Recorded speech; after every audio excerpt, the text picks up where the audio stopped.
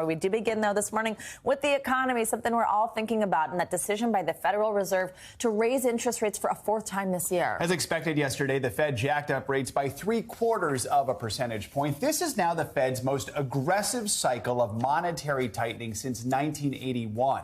The central bank is battling the highest level of inflation seen in 40 years, a fight that Fed Chair Jerome Powell says he is focused on, despite concerns it could trigger a recession.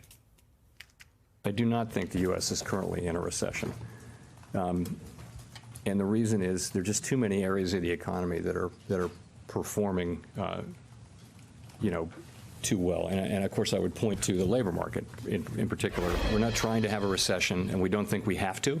We think that there's a path for us to be able to bring inflation down while sustaining a strong labor market. As I mentioned, along with, in all likelihood, some softening in labor market conditions. In a moment, we will have more on the Fed's decision and what it means for your wallet with Insider's marketing and economy reporter Ben Wink. But first, let's get to NBC News correspondent Jake Ward. So, Jake, we just heard from Jerome Powell there that he doesn't think we're in a recession. We know you are watching. We are all watching today's second quarter GDP reading, which really is a key indicator about the state of our economy. Explain to us, though, why it may not give us the full picture about whether we are actually in a recession. Well, Joe, the problem, of course, is that it's not up to Jerome Powell whether we're up, in a recession. It's not up to you. It's not up to me. It is up to the National Bureau of Economic Research to make that official determination. And in the past, they have typically declared a recession when there have been two back-to-back quarters of lowered GDP. That is, of course, the kind of number that we're probably going to see later today if everyone's forecasts are correct. But here's the thing. The NBER these days is not actually using that same definition. They've instead been relying mostly recently on things like non-farm payrolls, the number of people who have a job in this country, and as well as salaries. And those things, in fact, are going in a different direction. We know, as we've talked about many times together, that there are job openings all across this country. Unemployment is not our problem. Inflation is our problem. And so, although these preliminary numbers are probably a sign of trouble, it's not at all clear that we're officially headed into a recession yet, Joe. And Jake, speaking of a sign, we're seeing the impact of these Fed hikes across the economy, including the housing market. Walk us through what it's like where you are in California. Well, here where I'm standing is, of course, one of the most sort of cartoonish examples of how crazy the housing market has become. And the numbers suddenly, however, are going in a very strange direction. I mean, you saw, right, mortgage rates are going up now. They were just above 3.2% last year. They're up now above 5%. But here in California, the home sales are, as a result, down about 21% overall this year. The median sale price down by about 4%. And the San Francisco Bay Area, which has been one of the hottest housing markets in the world, down more than 20% year over year. And so the ways in which real estate has always been really a core economic engine for California seems to be slowing down a little bit as the price of borrowing money goes up and as the amount of available housing continues to be very tight, Joe. And Jake, speaking of California, let's talk about tech companies. They're feeling the impact of a slowing economy. I mean, how is Silicon Valley doing? Well, here is the thing. We're in the middle of earnings week for tech. And so we had Microsoft and Alphabet earlier this week. We had Facebook yesterday announcing that it had its first year-over-year revenue drop since it went public as a company. Today, we're expecting numbers from both Amazon and Apple. And really, all five of those big tech giants have been punishing investors. The numbers are down. I mean, Facebook is off by about 50% year over year. And so you have everyone from venture capitalists to everyday investors really warning of tight times ahead. These are, of course, some of the biggest and most profitable companies in the history of capitalism. And so, in the long term, this is not an existential crisis for them, but the incredible uptick in real estate prices, the incredible uptick in the valuation of tech companies that we've come to associate with California and with the American economy in general, those days may be over now, Joe. And we'll take a closer look at that with you next hour. Jake Ward, thanks so much. Now let's get to Insider's Ben Wink for more on the Fed's decision. Ben, thanks for being with us today. So we saw markets rally yesterday following comments by Fed Chair Powell that the central bank could begin to slow the pace of rate increases. First, let's listen to that. While another unusually large increase could be appropriate at our next meeting, That is a decision that will depend on the data we get between now and then. As the stance of monetary policy tightens further, it likely will become appropriate to slow the pace of increases while we assess how our cumulative policy adjustments are affecting the economy and inflation. So, Ben, what do you make of those comments? Do you think we could see this aggressive cycle of rate hikes start to wind down? Well, hey there, and thanks for having me. I think it's a really interesting point because you look at where we have rates now after that 3/4 point increase yesterday, and it's what Fed officials generally regard as the neutral rate, right? So it's not stimulating the economy, but it's also not restricting the economy too much. And that's what's really important here is the Fed was really rushing to get to this neutral rate because inflation kept climbing and kept hitting, 4-decade high after 4-decade high.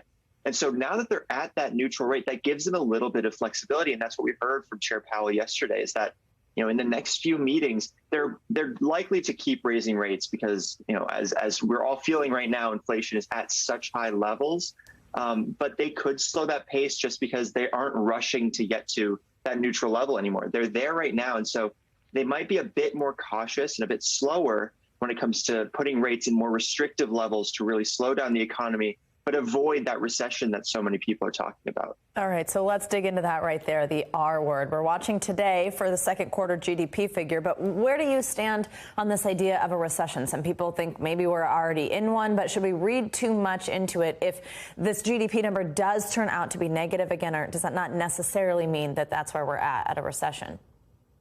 Yeah, I mean, this is the biggest debate going on in the economic field right now. And I think it's a two-part question. I think the first part is are we in a recession right now? And I think I'm going to side with Chair Jerome Powell on this and say that no, I don't think we are, just because if you look at so many individual indicators of American spending, of job creation, of wage growth,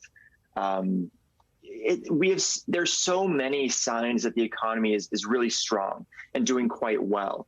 Now, yes, inflation is a massive problem for all Americans, and it's definitely weighing on the economy. And we've seen from the Fed and from various economists, that is pretty much the biggest risk facing the economy right now. But on the other hand, there's still so many signs that the recovery is moving forward and progressing quite well, actually, considering that inflation. Now, the second part, are we going to be in a recession? I think that's the tougher question to answer because there's still so much uncertainty. And if we do get another quarter of negative GDP growth, another quarter of the economy shrinking, I don't think that's going to mean, we're absolutely in a recession right now. But I think it's going to be just another sign that, the risk of one coming pretty soon, is still growing. Ben, let's talk about how this is weighing on everyday Americans. I mean, these hikes are clearly having an impact, credit card bills, housing, cars. What's your advice to people right now who are worried about this? How should they navigate such a turbulent time? Yeah, I think it's a really great question because we talk so much about, 75 basis point rate hikes and all this wonky stuff. But at the end of the day, this really just means borrowing money is going to be more expensive. And so that's everything from, racking up a credit card balance and not paying off your statement every month. Those interest payments are going to be larger. Same thing for car loans. If you're buying a car, you need to take out a loan. Your monthly payments are going to be bigger on that. And then, like was mentioned earlier with the housing market, mortgage rates are about more than 2 percentage points higher than they were at the end of last year. I mean, they've been climbing at a pretty astonishing rate. And so, when it comes to buying a house and the loans you take out for buying a home, that's also going to be affected. Now, it's not all bad news. I think those who have a lot of money in savings accounts, they're going to be making more off of interest, just a little bit more off of the interest payments on their savings. But that is sort of the glass half full way to look at it, I guess. I think it is the way that the Fed is going to try to bring down inflation. It's their best tool for doing so, but it is going to come with some pressure, especially those who might have a lot of debt or are thinking of buying a home or buying a car. It's just something that you're going to have to factor into those purchases now, is that borrowing is going to be just a bit more expensive than it was even just a few months ago. All right, Ben Wink, this early in the morning, we could use a little glass half full. So we appreciate it and your analysis generally. Thanks so much. Thanks for having me. For the first time since her trial started, we are hearing from WNBA star Brittany Griner. She testified Wednesday in a Russian courtroom, giving her account of what happened at a Moscow airport in February when Russian authorities said they found vape canisters with cannabis oil in her luggage. Griner pleaded guilty to drug charges earlier this month, but she maintained she accidentally packed the vape canisters and did not intend to bring them into Russia. We're also learning the Biden administration has offered Russia a deal to bring Griner and Paul Whelan home. Griner has been held in Russia since February, and Whelan, a corporate executive, has been detained in the country since 2018. Secretary of State Antony Blinken said the Biden administration made what it calls a substantial offer to Russia to clear the way for their release. This is something we are working every single day. And most of the time we're working it quietly behind the scenes for obvious reasons. Bringing people home, bringing Brittany home, bringing Paul home. This is something that we're focused on 24/7, 7 days a week. We have NBC News correspondent Maura Barrett covering the latest in Washington, and former U.S. Ambassador to Ukraine John Herbst also joins us. Good morning to both of you. Maura, let's start with you. Tell us more about what happened in court yesterday in Moscow and Brittany Griner's testimony. Good morning, Joe. This was the first time we heard directly from Brittany Griner testifying on behalf of her own defense. And remember, those drug charges that she pled guilty to, she could face up to 10 years in Russia. And so this was an effort to try to reduce some of her sentence potentially. And so some of what we heard from her, I will note we don't see her on camera, but you'll be able to hear some of her testimony, is she tells us about what did and did not happen back when she was detained in February. Ambassador Herbst, as we said, Secretary of State I had to Antony use my phone and Google Translate for him to be able to tell me a little bit. There was a lady that was there that they said was an interpreter, but it was more just her telling me surname, sign, really short words. She didn't explain the content of the paper. Like, I didn't know exactly what I was signing. No, my rights were never read to me. No one explained any of it to me. Griner went on to say that she understands the charges against her and that she takes responsibility for having the cartridges in her bag, but again emphasized that it was not her intention to bring the cartridges to Russia when she went to play during the WNBA offseason. She also added that she was packing very quickly as she was recovering from COVID before going abroad. Again, all of these details in effort to hopefully reduce her sentence, Joe. So Ambassador Herbst, as we said, Secretary of State Blinken offered very few details about the proposal. That's not surprising, but two sources familiar with the matter confirmed to NBC News that the U.S. government has proposed to Russia that it release Griner and Paul Whelan in exchange for imprisoned Russian arms dealer Viktor Bout. So what happens next? If that's the deal, if that's the offer, do you think Russia takes it? I think they're going to consider it, and they'll probably let the Griner trial play out so they could, declare her guilty before they make a final decision. But it's interesting, the presidential spokesman in Moscow, Peskov, sort of said, well, we haven't, we're sort of looking at this. So they're going to let, I think, the administration twist in the wind a little bit before they make a decision. I think there's a good chance they'll say yes because they wanted Viktor Bout out of our prisons forever. Once he was detained, they wanted him out. So, Maura, we heard the ambassador say that he thinks they're going to let this trial play out. What is next in Griner's trial? How might this proposal for her release affect court proceedings, if at all? Well, Joe, first we should note that this... Go ahead, Maura. This is actually a really big proposal, right, from Secretary of State Blinken. And this is something that the U.S. has warned could be a dangerous precedent because they don't want to be in a position where going down the road, foreign countries take Americans hostage because they want that potential for a prisoner swap. Now, as for the court appearance specifically, Griner's will continue throughout her trial. And like the ambassador noted, the Russians could be interested, but both Griner's lawyers and Russia will likely wait until the end of the trial, Joe. And Ambassador, I want to ask you, I mean, the Biden administration says it made this prisoner swap offer weeks ago. Talk about the significance of the timing of this announcement and help us understand why we are just hearing about it now. Well, I think they wanted a win, and they wanted to win in private so then they could be sure publicly. But they've been under a fair amount of pressure, especially relating to Brittany Griner. And so once it became clear the Russians were going to hold. They made it public to demonstrate they're doing everything they can to secure her release as well as Paul Whelan's. All right, Maura Barrett and Ambassador John Herbst, thank you both for joining us. We appreciate it. Now to some big news in Washington. President Biden's stalled economic and climate agenda has new life on Capitol Hill this morning. Senator Joe Manchin and Majority Leader Chuck Schumer announced last night that they've reached a deal on a sweeping energy, tax, and health care package. It's an abrupt turnaround for Senator Manchin, who just 2 weeks ago said he would not support new climate spending or taxes, citing his concern over inflation. His vote clears the path for Senate Democrats to move forward with the bill without any Republican support. NBC News Capitol Hill correspondent Ali Rafa joins us now. Hey, Ali, good morning. So this bill is called the Inflation Reduction Act of 2022. Tell us about Manchin's change of heart here and what's in this bill. What's going to happen next?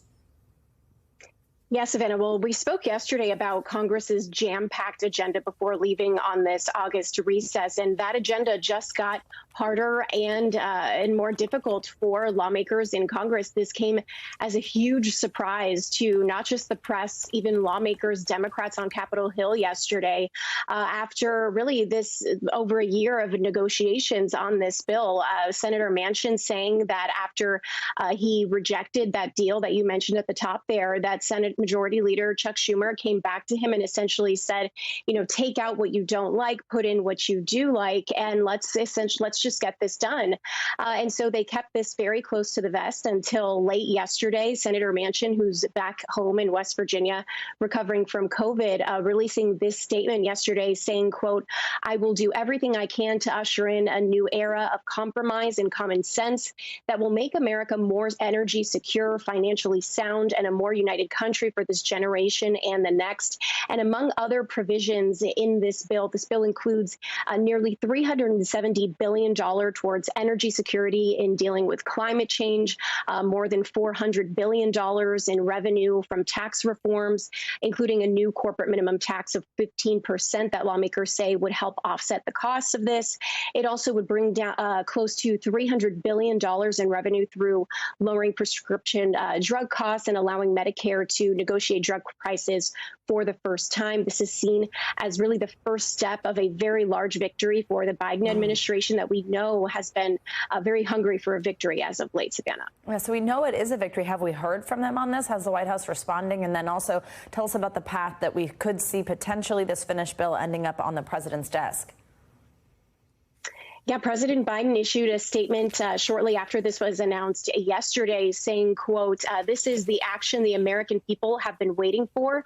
This addresses the problems of today's high healthcare costs and overall inflation, as well as investments in our energy security for the future." And as far as a timeline here, you know, you can imagine Democrats want to get this passed as soon as possible. They want to be able to go home during this August recess and tout this as a victory ahead of the midterm elections when they're likely to go out and campaign more and more during this August recess and further into the summer.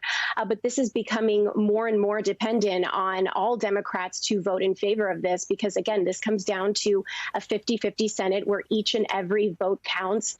Those COVID absences by lawmakers recently on Capitol Hill aren't helping the situation.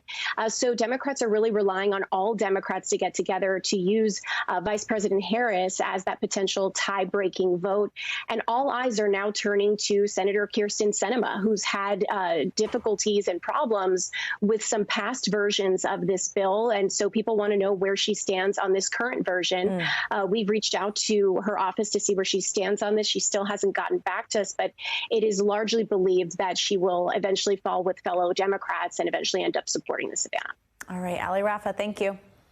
Now to the latest developments in the Justice Department's investigation of the January 6th riot and how far it has reached into former President Trump's orbit. NBC News Justice correspondent Pete Williams has more.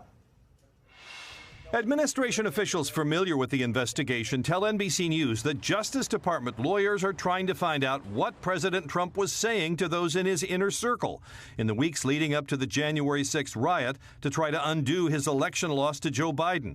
Specifically, the officials say investigators want to know what he was telling his aides and lawyers about the effort to have slates of Trump presidential electors sent in from battleground states that Biden won, and about urging Vice President Mike Pence to recognize recognized those slates when Congress met for the official electoral vote count on January 6th.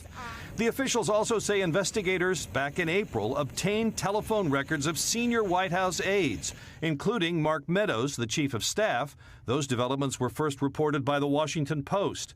The fact that those records were obtained at least 3 months ago is a sign that investigators are moving more aggressively than was first thought. Some Democrats have said the Justice Department is moving too slowly compared to the pace of the House January 6th committee hearings. What we know now is that they have a broad and far-ranging investigation, including of Mr. Trump's conduct, and properly so. The only surprise would be if they weren't looking at Mr. Trump's conduct, because he was the one who would benefit from a fake electoral scheme. Attorney General Merrick Garland has insisted that no one is off limits to the Justice Department's investigation, telling Lester that it won't matter even if Mr. Trump decides to run again for president. We will hold accountable anyone who was criminally responsible for attempting to interfere with the legitimate, lawful transfer of power from one administration to the next. At a rally on Tuesday in Washington, the former president said the investigations are politically motivated to stop him from running again. They really want to damage me so I can no longer go back to work for you. And I don't think that's going to happen. And in one of the latest steps, investigators are seeking to look at the contents of the cell phone of John Eastman, the lawyer who pushed the idea that the vice president could overturn the election results. Our thanks to Pete Williams for that report. He adds that even with these new revelations about the DOJ investigation, it does not mean the Justice Department has opened a criminal investigation into Trump, but they are looking into his actions as part of the efforts to salvage his election. Officials tell NBC News that any charges are a long ways off. This morning, tensions are rising between the U.S. and China over a possible trip to Taiwan by House Speaker Nancy Pelosi. NBC News foreign correspondent Matt Bradley has more on the controversy that's adding fuel to an already delicate dynamic. Tensions building between Taiwan and China, with the United States in the middle. U.S. House Speaker Nancy Pelosi is planning to visit the island next month. She would be the highest-ranking U.S. elected official to visit since 1997. I think that it's important for us to show support for Taiwan. And NBC News reporting today she's invited other senior lawmakers. But the Biden administration seems concerned. I think that the military thinks it's not a good idea right now. But I don't know what the status of it is. President Biden and his Chinese counterpart Xi Jinping are expected to talk on Thursday, with Reuters reporting Taiwan will be a key agenda item, according to a source familiar with the planning. Taiwan is self-governed, but China claims it as part of its territory, and Beijing has never ruled out taking the island by force.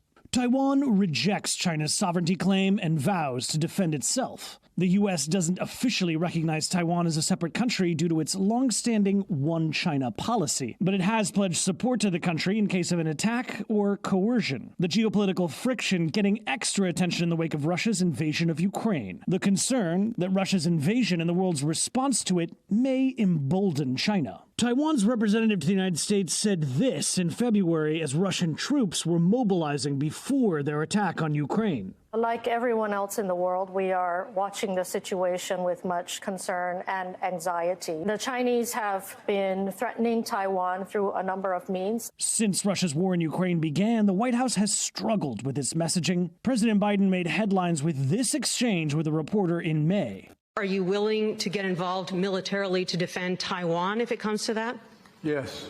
White House officials later clarifying that the U.S. was sticking to its historic policy. Nothing's changed about our one China policy. But the U.S. military says Beijing has already been rattling its saber. General Mark Milley said over the weekend that China has become significantly more and noticeably more aggressive over the past 5 years. Now, Taiwan is also stepping up their visible military presence, staging air raid drills early this week ahead of Pelosi's trip.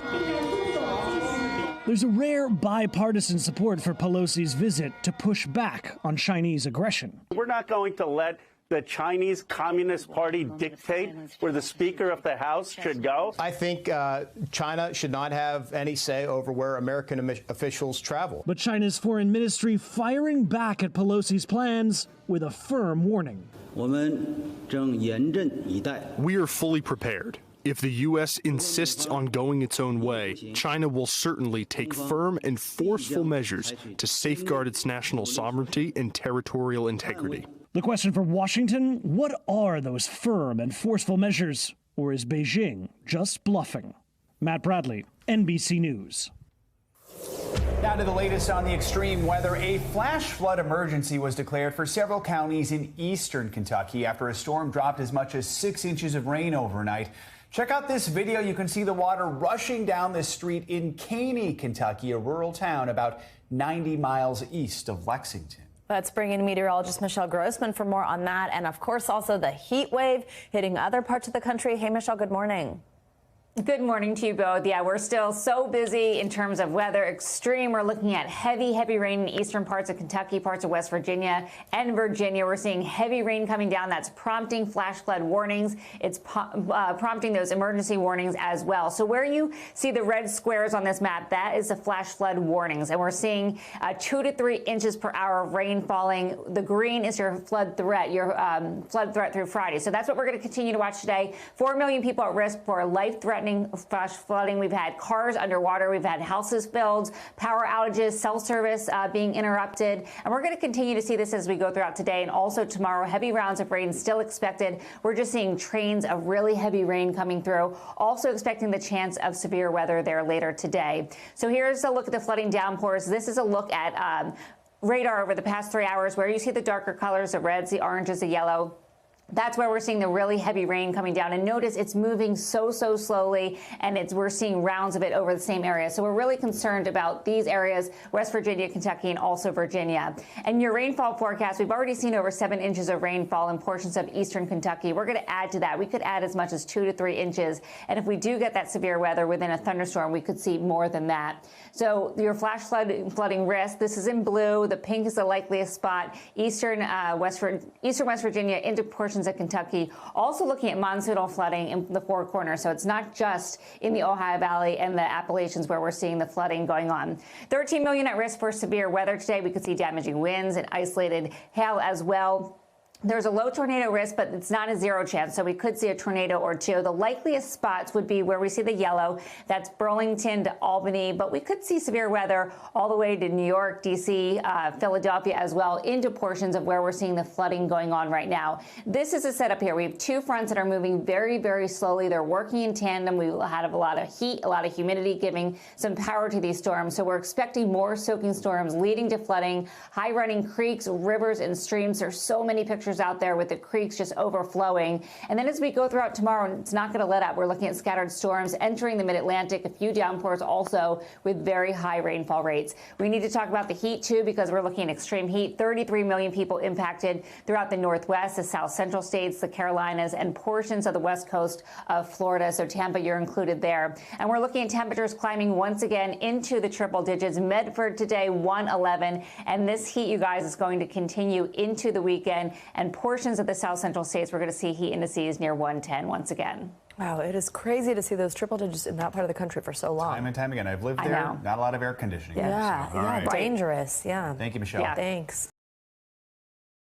Thanks for watching our YouTube channel. Follow today's top stories and breaking news by downloading the NBC News app.